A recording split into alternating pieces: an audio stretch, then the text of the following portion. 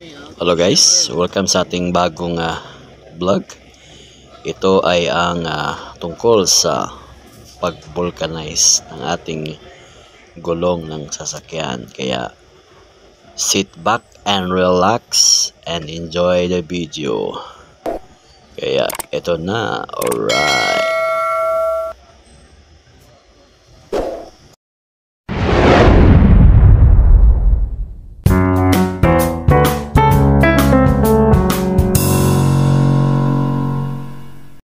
Hello vlog, for today's video ating tutuklasin kung ano nga ba ang mag-vulcanize ng gulong ng sasakyan.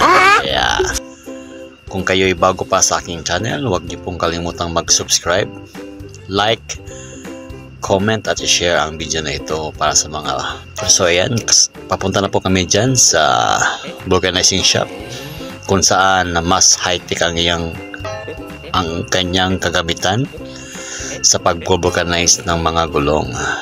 Hindi ito ang lumang tradisyon, ngunit pinaka-high-tech ito dahil kahit isang tao lang ang gagawa, kayang-kaya dahil sa mga kagamitan nito na modernong po. So kaya ayan, nakikita nyo po ang ating daanan na medyo maluwag pa kasi hindi pa yan gaano traffic, hindi yan rush hour. Alright, so ayan, tuloy-tuloy lang po tayo hanggang makarating tayo sa ating destination.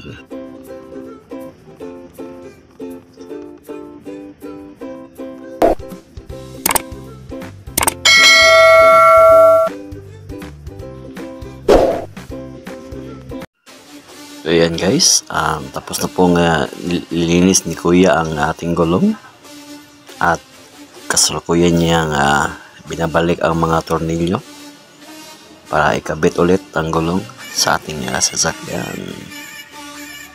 So ayan, tingnan nyo guys, walang kahirap-hirap, effortless ang kanyang ginagawa dahil sa kanyang ginamit na high-tech na kagamitan, diba?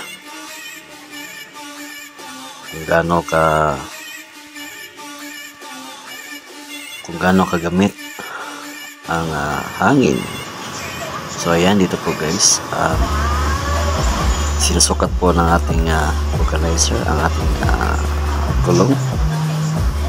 Dapat nasa 60 po yan para pantay-pantay po ang lahat ng mga gulong.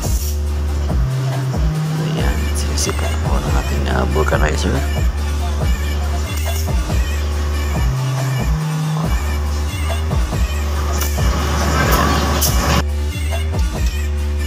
Ito yung panghuling gulong na ginawa.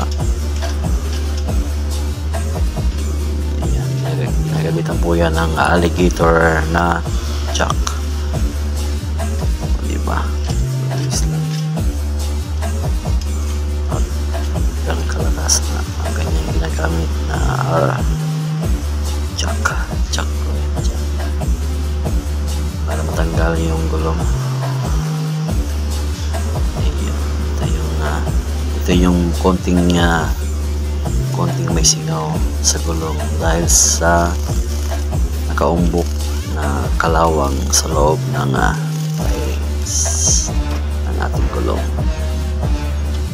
Yan, tanggalin niya, tapos ilulublob sa tubig para mahanap ang singaw ng hangin kung saan parte ng gulong ito nakalagay. So ayan, so iikot-ikot po niya para malaman kung saan talaga singaw ng hangin. Kahit gaano po yan kaliit, maghahanap po yan ng labasan basta hangin po ang involved. Yan. Kahit gaano pa yan kaliit na butas, lalabas po ang hangin ng ating gulong. Kaya yan. So yan, nakita na po ang kung saan talaga lumalabas yung hangin. Kaya ito'y naka-flat kapag ito ay nakatambay ng mga ilang araw. So ayan, bumubula po yan, nakikita niyo po. So ibig sabihin mayroon talagang daluyan papalabas yung hangin ng ating gulong. So yan, need niya i-polish or grinder para maging smooth ang surface ng ating tires, para pag nilagay yung gulong hindi na lalabas yung hangin. Alright, so yan, sinisipat ko yung higi kung mayroon pa bang ibang parte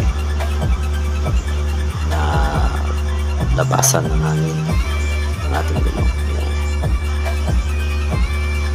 So ang gagawin niya sa susunod na step ay susukatan yung hangin ng ating gulong kung nasa 60 ba yan or so yan, lagyan po yan ng hangin para lumabas talaga yung makita talaga niya kung saan lalabas yung mga enemy spotted. Alright, so yan.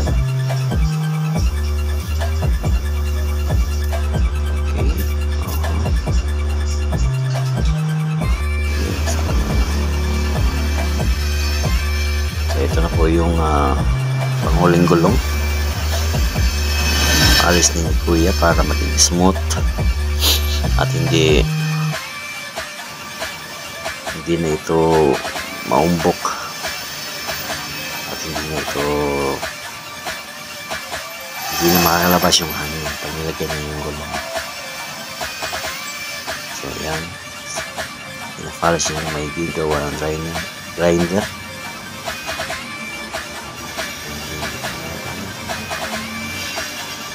Sa maging smooth ang kanyang surface.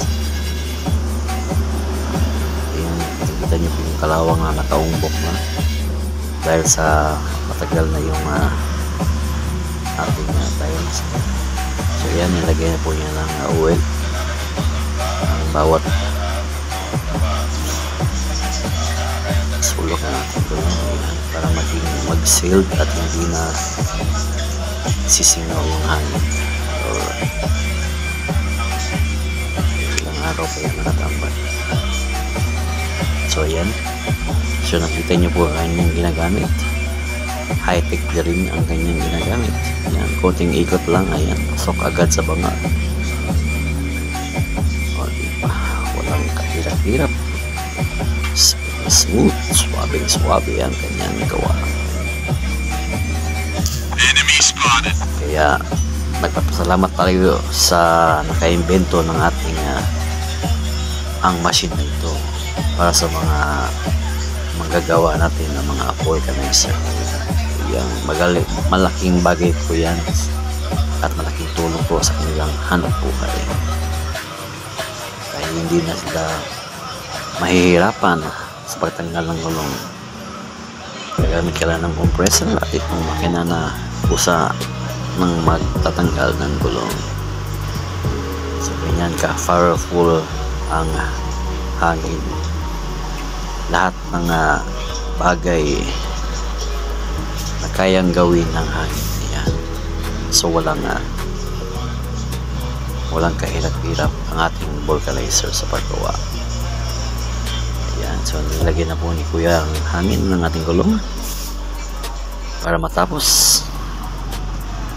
O diba, ayos. So ayan, ito na, kinakabit na at final na at huling gulong na ginagawa ni kuya. So ilalagay niya ulit yung mga tornilyo. Yan, tapos kung ko lang iikot lang yan. Ilang segundo na at mapakalik na agad, o diba? Ganun kalakas yung hangin. Maraming gamit ang hangin kahit saan bagay, o diba? Bilis lang, ayos, kabit agad. Kaya thanks for watching.